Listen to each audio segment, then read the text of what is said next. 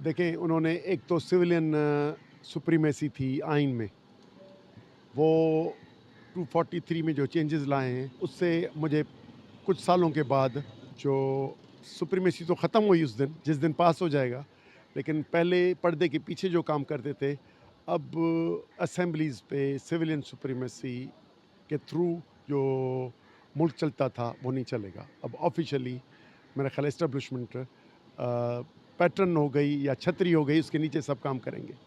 तो एक ये मनफ़ी फ़ैसला किया है जो दूसरा जो तबाहकुन फ़ैसला है जो पाकिस्तान के हर शहरी के लिए है कोर्ट्स की पैरेलल कोर्ट बनाना, वो कॉन्स्टिट्यूशनल कोर्ट बेंच बनाई थी, फिर अभी कोर्ट बनाई है।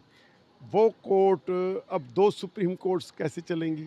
और वो कॉन्स्टिट्यूशनल कोर्ट है, वो रिटायर्ड और नॉमिनी जजेस होंगे गवर्नमेंट के।